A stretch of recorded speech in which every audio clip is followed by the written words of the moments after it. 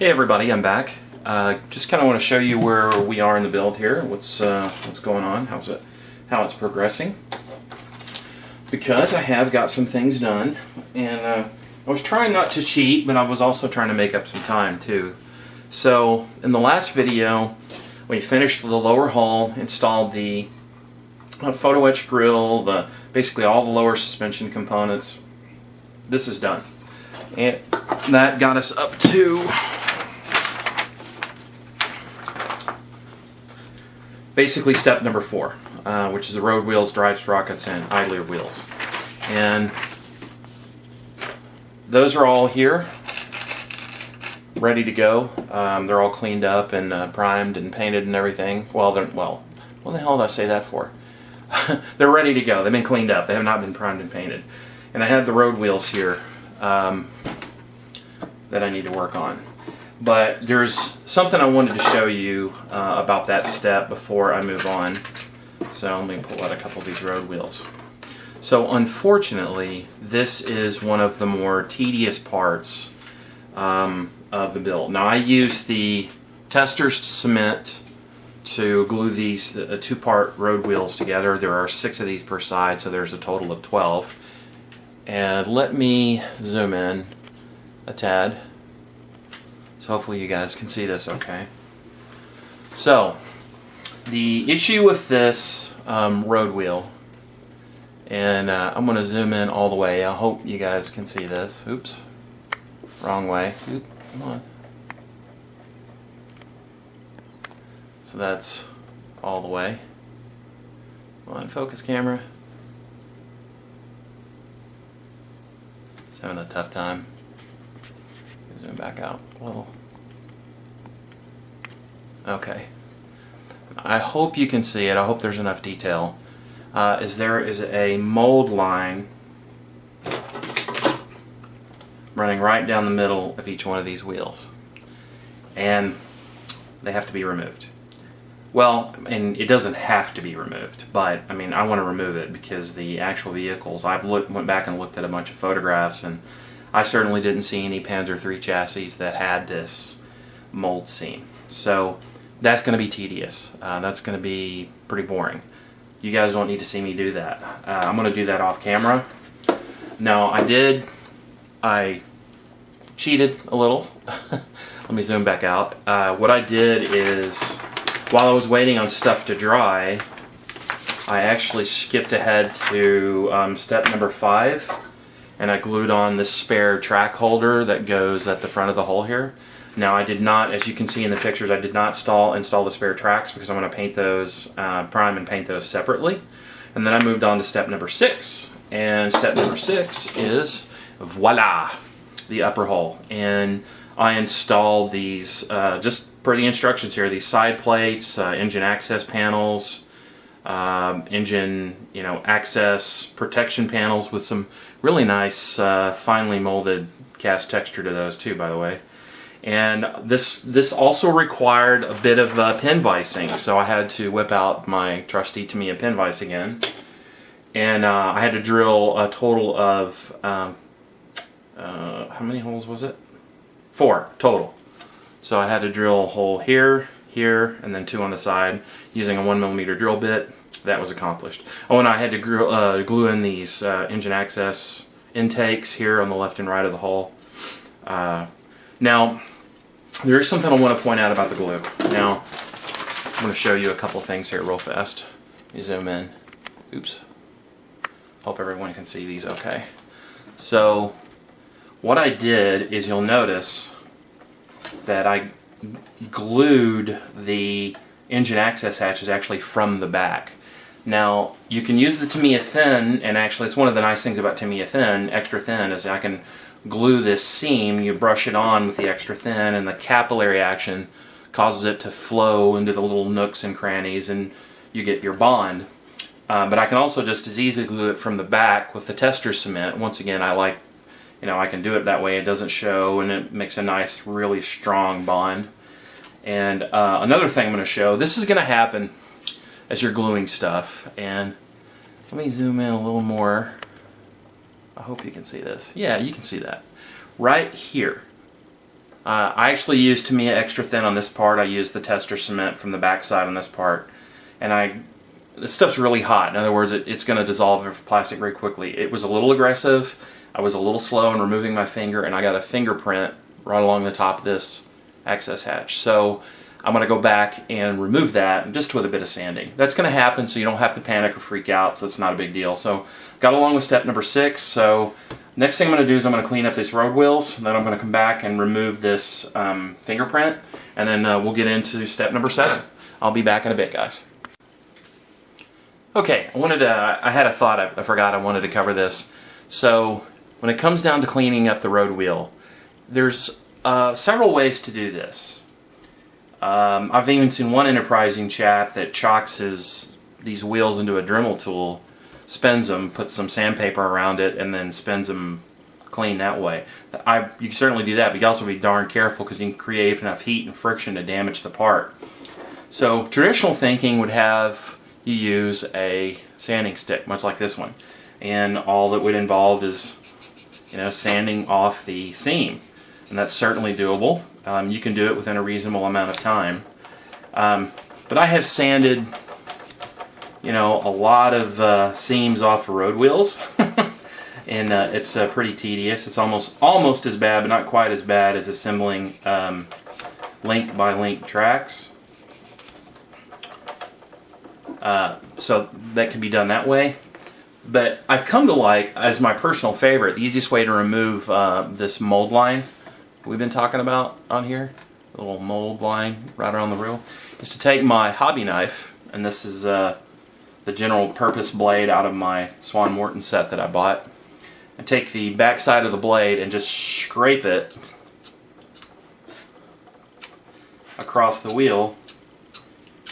I can do both wheels at the same time, both sides of the wheel at the same time, just removing a little bit of plastic as I go, removing the seam, and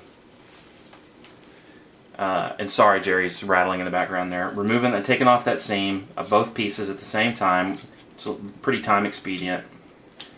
And then if I need to, I can go back with my sander where the sprue attachment points were, because there's a sprue attachment point, there's 2 of them.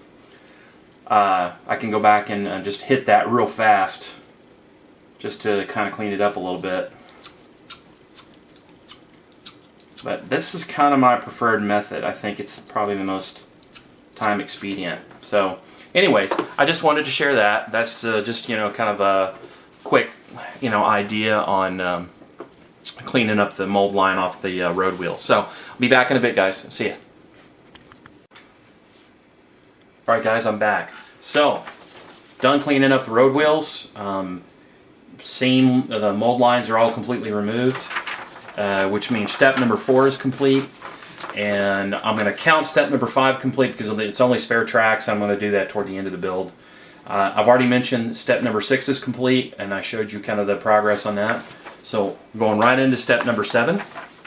And I've already begun construction or work on that step. And step number 7 begins the installation of engine hatch or access covers on vehicle equipment like tow shackles, pry bar, spare track stores, the bow machine gun and radio operator, and the bow plate.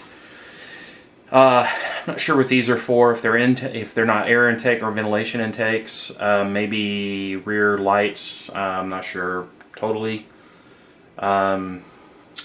These are fender supports, so we're starting to work on the left-hand side of the vehicle. There's the fire extinguisher. So we begin that.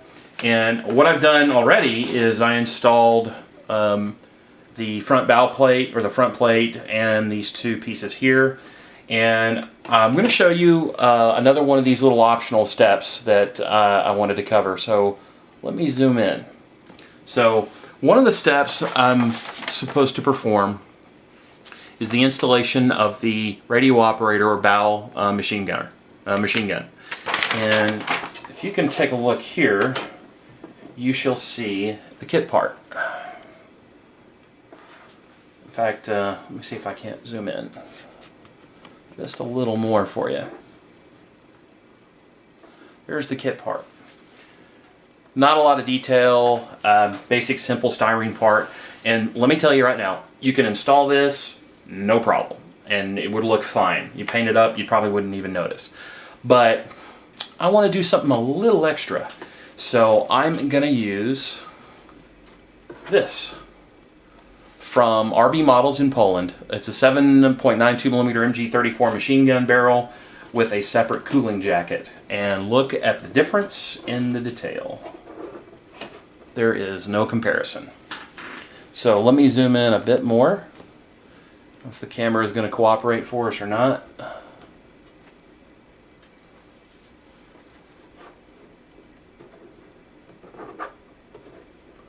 And I would think not. I guess I'm going to have to zoom back out just a skosh. But look at the detail on the cooling jacket. That's the aftermarket barrel.